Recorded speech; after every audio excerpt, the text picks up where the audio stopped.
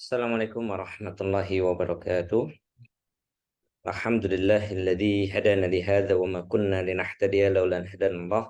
Wassalatu wassalamu ala nabiyyina Muhammad wa ala alihi wa sahbihi wa mawala wa ba'd. Alhamdulillah, kali ini kita kembali bertatap muka secara online. Mudah-mudahan tidak mengurangi keberkahan dalam upaya kita menuntut ilmu.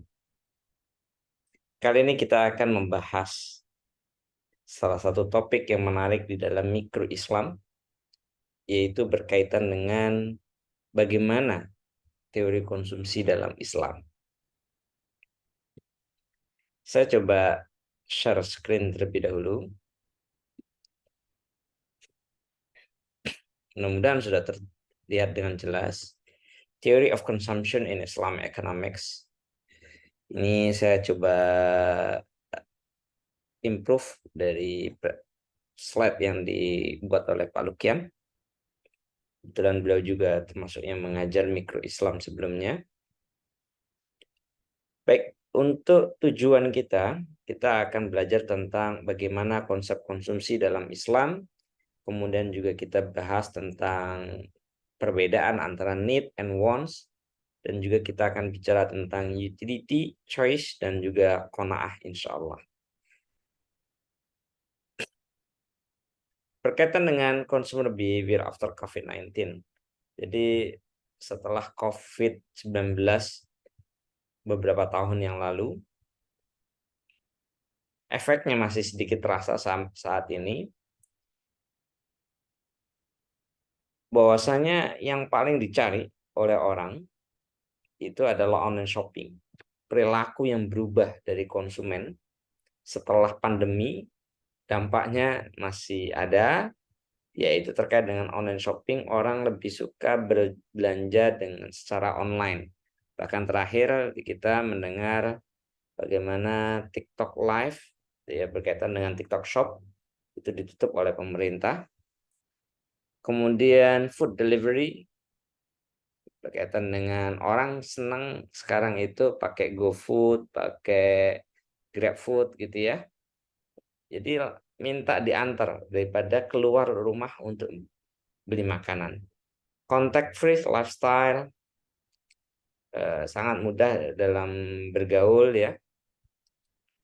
Flexible working hours, kerja itu nggak ada batasan karena secara online, secara pakai Zoom ataupun Google Meet misalnya. Dan WA pun demikian aktif, jadi kadang-kadang nggak mengenal waktu. Work life play, yaitu kerja, pinginnya ada balance ya, karena mental health ini juga berkaitan dengan mental health. Jadi pinginnya ada balance, kemudian juga berkaitan dengan Zoom generation ya. Dan yang tak kalah menarik ini adalah halal thayyiban become mainstream. Ini yang kita highlight ya. Berkaitan dengan isu halal ini ternyata menjadi suatu hal yang mainstream. Kok tentang consumer behavior ini saya coba mengulas sedikit saja ya.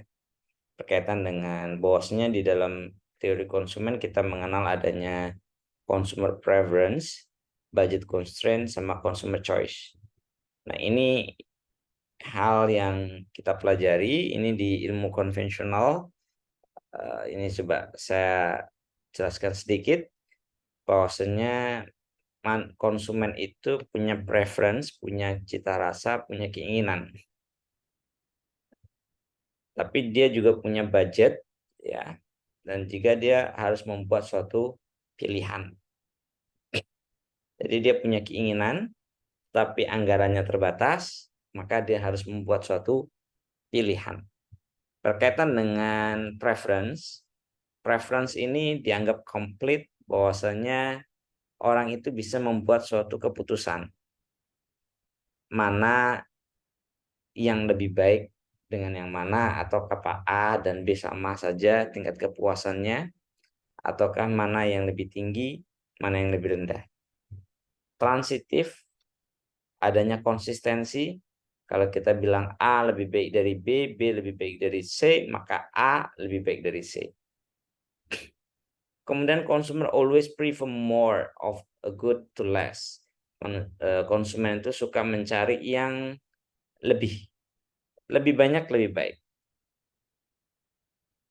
Dan hal tersebut kemudian digambarkan dalam suatu kurva yang disebut dengan indifferent curve. Ya, masih ingat ya? Ini kurva indifferent, utility 1, utility 2, utility 3, di mana berdasarkan consumer preference ini, berdasarkan teori, maka yang memberikan tingkat kepuasan lebih tinggi itulah yang dipilih. Ya, ini ada U1, U2, U3. Tapi apakah benar itu yang akan dipilih? Tentu yang harus dilihat adalah ada budget constraint-nya. Apakah kita tentu menginginkan more is better ya.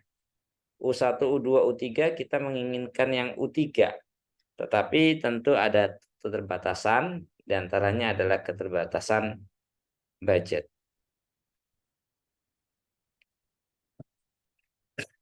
Ya, ini sebagai contoh kenapa kok consumer behavior itu penting.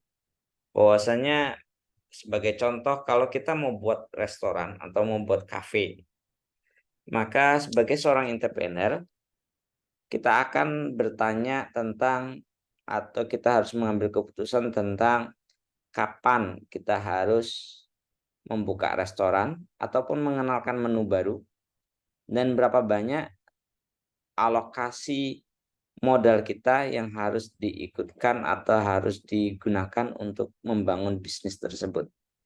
Maka hal itu memerlukan analisa konsumen. Konsumen ini maunya apa? Karena kita harus mengikuti kemauan pasar. Kalau tidak ya nggak laku. Nah, bagaimana caranya supaya kita mengetahui consumer preference? Bagaimana supaya kita tahu bagaimana perilaku daripada konsumen? Nah, tentu ini memerlukan kajian. Ya, tadi kita singgung bahwasanya preference, keinginan atau selera orang itu pinginnya lebih banyak, lebih baik. Ya kan? More is better. Tapi itu adalah asumsinya adalah untuk barang-barang yang emang bagus, good. Barang-barang yang emang diinginkan. Tapi bagaimana dengan barang-barang yang tidak diinginkan, yaitu the bad, ya. Barang yang tidak diinginkan ini bagaimana? Nah, ini kalau kita coba cek misalnya, apa yang buruk itu? Contohnya adalah polusi ataupun garam. Orang mana mau memilih, menghirup polusi banyak? Itu adalah suatu hal yang justru dihindari. Nah, kemudian menjadi pertanyaan, what do you think? How we can account for bad in the analysis?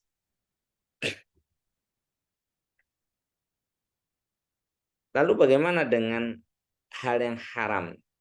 Ya, apakah haram itu adalah sesuatu yang bad? Ataukah tidak semua bad itu haram? Ataukah yang tidak terhitung sebagai bad itu bisa dikatakan haram atau tidak?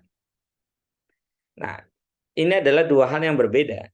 Bad ukurannya adalah manusia, sedangkan halal dan haram adalah ukurannya dari agama. Dan dalam agama Islam misalnya, sesuatu yang mengarah kepada kemaksiatan, maka itu dianggap sebagai hal yang buruk dan itu diharamkan. Dan di sini berarti ada perbedaan yang sangat mendasar. Konvensional misalnya menganggap bunga itu bukan sesuatu yang jelek. Tapi menurut Islam dia adalah sesuatu yang haram. Nah, di sini dalam kita kajian fikih muamalah itu dijelaskan bahwasanya harta itu ada yang disebut dengan mutakawim dan ada mal ghair mutakawim. Ya. Harta yang ada nilainya dan harta yang tidak ada nilainya. Tapi nilai di sini bukan didasarkan kepada persepsi manusia, tapi nilai di sini adalah berdasarkan persepsi dari Allah Subhanahu wa Ta'ala.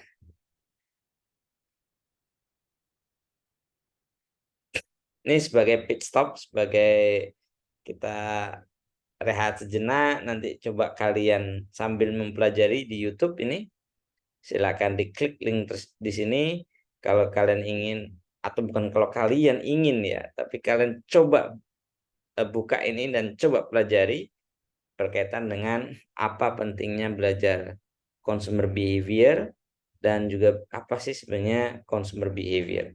Silakan ditonton. Kemudian nanti kalian akan dihadapkan pada suatu pertanyaan. Sebenarnya kita itu mempelajari manusia, bagaimana dia berperilaku atau bagaimana dia selama ini berperilaku. We learn how do people behave, or how should people behave. Ya. Jadi sebenarnya kita ini mengkaji consumer behavior ini, mengkaji perilaku manusia yang ada sekarang, atau juga kita juga berusaha supaya bagaimana memikirkan juga tentang bagaimana seorang itu atau suatu kelompok atau suatu komunitas dan sebagainya itu berperilaku. Mungkin cukup sekian untuk kali ini. Nanti kita lanjutkan di video berikutnya.